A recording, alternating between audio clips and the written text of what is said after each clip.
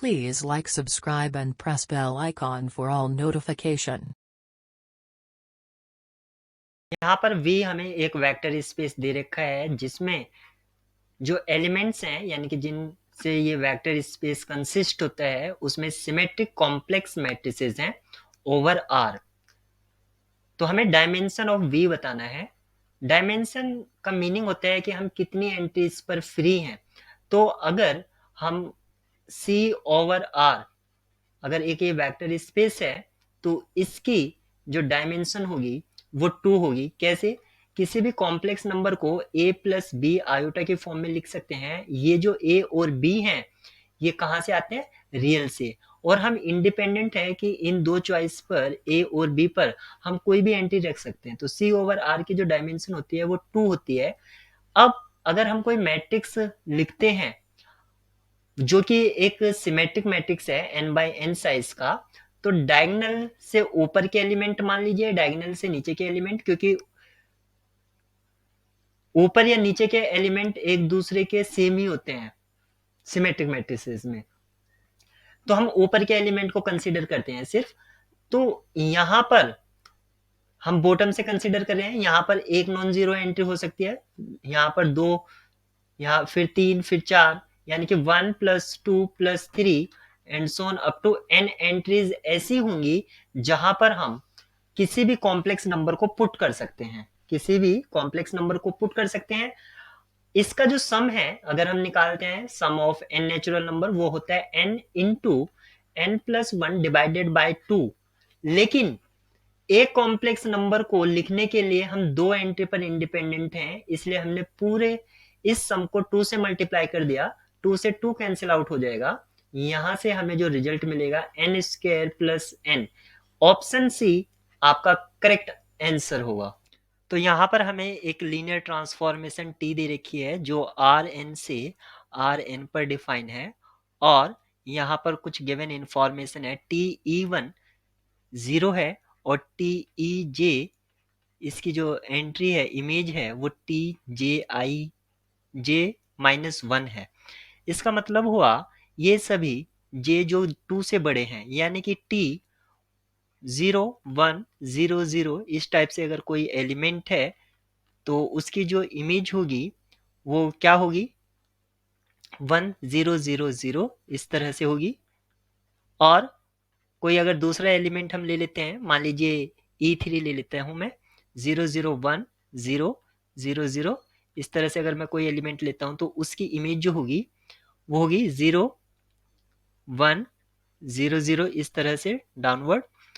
अगर मैं यहाँ से इस लीनियर ट्रांसफॉर्मेशन के करस्पॉन्ड अगर मैट्रिक्स लिखता हूँ स्टैंडर्ड ऑर्डर बेसिस के रेस्पेक्ट में, तो हमें ये तो पता ही है कि उसका साइज n बाय n होगा। लेकिन यहाँ पर जो एलिमेंट्स हैं वो किस तरह से आएंगे, हम बेसिस के लीनियर कॉम्बिनेशन में लिखेंगे। आप देख सकते हैं फर्स्ट इमेज जो दे रखा है 0 दे रखा है, तो यानी कि पहला कॉलम आप 0 बना दीजिए इस तरह से। दूसरा जो आपका कॉलम रहेगा वो रहेगा आपका, यहाँ पर आप देख सकते हैं फर्स्ट एंट्री आपकी 1 होगी, फिर 0 इस तरह से, फिर उसके बाद 0 1 0 0 इस तरह से, फिर 0 0 1, फिर 0, फिर इसी तरह से यहाँ तक आपका 1, और फिर मतलब कहने का मतलब ये है जो मेन प्रिंसिपल डायगोनल है उसके ऊपर वाला जो डायगोनल है उसमें एंटी 1 होंगी। आप यहाँ पर देख सकते हैं इस मैट्रिक्स में एक रो जो है वो 0 है, सॉरी एक रो या आप एक कॉलम कह सकते हैं, वो आपको 0 मिलेगा नीचे वाला और लेफ्ट साइड वाला। तो इसकी जो रैंक है वो n-1 है और नलिटी 1 है। नलिटी आपकी 0 नहीं है, इसका मतलब ये 1 1 तो है नहीं, 1 1 नहीं है, इसका मतलब कर्नल इसका 0 नहीं है। ऑप्शन सी यहाँ पर डिस्कार्ड हो जाता है। अब अगर इस मैट्रिक्स को, ये जो कि एक अपर ट्रायंगुलर टाइप का मैट्रिक्स है, तो मान लेते हैं अगर हम एक मैट्रिक्स 0 1 0 0 इसको इसी टाइप के मैट्रिक्स से अगर मल्टीप्लाई कराते हैं तो हमें एक जीरो मैट्रिक्स मिलेगा।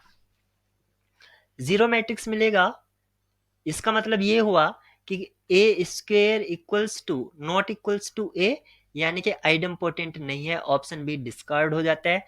और अगर कोई upper triangular strict upper triangular matrix होता है तो वो निलपोटेंट होता ही है, ऑप्शन डी करेक्ट होगा। और यहाँ पर कहा है टी इज नॉन लीनियर, ये तो खैर गलत ही है।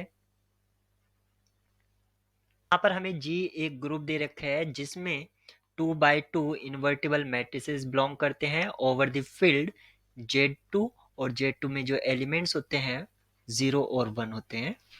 तो अगर हमें इस जी का ऑर्डर चाहिए, नंबर ऑफ एलिमेंट्स का मतलब हुआ हमें जी का ऑर्डर बताना है कि जी का ऑर्डर क्या होगा। तो ये एक स्पेशल लीनियर ग्रुप फॉर्म कर रहा है जी एल, जिसमें 2x2 मैट्रिसेस आ रहे हैं ओवर Z2। इसका ऑर्डर हमें फाइंड आउट करना होगा इस तरह से। तो इन जनरल अगर हमें ऑर्डर फाइंड आउट करना है एस एल एन जेड, या कोई भी फील्ड ले लीजिए एफ क्यू, मान लीजिए कोई भी फील्ड है, तो इसका कैसे ऑर्डर निकालते हैं, q n minus one, q raise to the power n minus q, and so on up to q raise to the power n minus q raise to the power n minus one divided by q minus one. अगर यहाँ पर general linear हो जाए, यानी कि G L n F q, इसका order क्या होगा, इसका ऑर्डर होता है q raise to the power n minus one, q raise to the power n minus q, and so on up to q raise to the power n minus q raise to the power n minus one. तो यहाँ पर हमें special linear के उस case में देखना है, यहाँ पर n की जगह आपको 2 पुट कर देना है, तो क्या हो जाएगा 2 raise to the power 2 minus one into 2 raise to the power 2 minus 2 divided by 2 minus one. यहाँ से हमें मिलेगा 4 माइनस वन यानी कि 3 इंटू 2 6, यानी कि जी का जो ऑर्डर होगा वो 6 होगा, ऑप्शन ए। डब्ल्यू एक सब स्पेस दे रखा है R4 का, तो हम जानते ही हैं कि R4 की जो डायमेंशन है वो 4 है, और W की जो डायमेंशन होगी वो 4 से लेस और उसके इक्विवेलेंट हो सकती है। यहाँ पर 3 वेक्टर दे रखे हैं जो कि कॉलम वाइज अगर लिखता हूँ 1 2 0 0, ये एक वेक्टर है। सेकंड वेक्टर है 0 1 2 0, और थर्ड वेक्टर है 1 1 माइनस 2 0। इस तरह से हमें ये 3 वेक्टर दे रखे हैं जो कि स्पैनिंग एलिमेंट हैं W के लिए। तो हमें डायमेंशन निकालनी है R4 ओवर W, यानी कि quotient space R4 over W, इसकी डायमेंशन क्या होगी। तो अगर हम मानते हैं इसकी जो डायमेंशन है वो 4 माइनस डायमेंशन ऑफ W के इक्वल होगी, तो सबसे पहले हमें W की डायमेंशन चाहिए, क्योंकि ये जो 3 एलिमेंट्स हैं ये स्पैनिंग एलिमेंट हैं और तीनों ही Li भी हैं। तो spanning spanning plus L I आपका बेसिस फॉर्म कर देता है, यानी कि ये तीनों एलिमेंट बेसिस एलिमेंट हो गए हैं। बेसिस में 3 एलिमेंट हैं, इसका मतलब डायमेंशन ऑफ डब्लू आपके 3 हो जाते हैं, और यहाँ पर अगर पुट करते हैं 4 माइनस 3, यहाँ से आपको आंसर मिलेगा 1, ऑप्शन ए करेक्ट होगा। एक लीनियर ट्रांसफॉर्मेशन टी R3 से R2 तक हमें दे रखी है, और जिस एक्सप्रेशन के द्वारा दी गई है वो इस तरह से है, एक्स वाई जेड अगर इनपुट हम उसमें पुट करते हैं तो एक्स प्लस जेड और वाई माइनस जेड, इस तरह से हमें एक आउटपुट मिलता है। तो हमें इसका मैट्रिक्स रिप्रेजेंटेशन निकालना है। तो क्योंकि ये ट्रांसफॉर्मेशन R3 से R2 तक दे रखी है, तो इसका जो मैट्रिक्स रिप्रेजेंटेशन है वो 2/3 साइज का होगा। इस तरह ऑप्शन ए और ऑप्शन डी आपके डिस्कार्ड हो जाते हैं। ऑप्शन बी और सी में से एक करेक्ट होगा। तो सबसे पहले हम फर्स्ट एलिमेंट की इमेज निकाल लेते हैं 1 0 0। इसकी अगर मैं इमेज निकालता हूं तो मुझे मिलेगा 1 0, और इसको जब मैं लीनियर कॉम्बिनेशन में लिखूंगा तो मुझे मिलेगा 1 E1 प्लस 0 टाइम्स E2। पहला कॉलम मुझको मिलेगा 1 0, आप यहाँ पर देख सकते हैं ऑप्शन बी में 10 है, तो ऑप्शन बी करेक्ट होगा। अगर आप चेक करना चाहते हैं फर्दर कि हाँ सेकंड कॉलम क्या होगा, तो 0 1 0 इसकी इमेज निकालिए, जो कि आपको मिलेगा 0 1। और जब आप इसको लीनियर कॉम्बिनेशन में लिखेंगे तो सेम कॉफिशिएंट मिलेंगे 0 1। तो आप देख सकते हैं सेकंड कॉलम आपका यही है।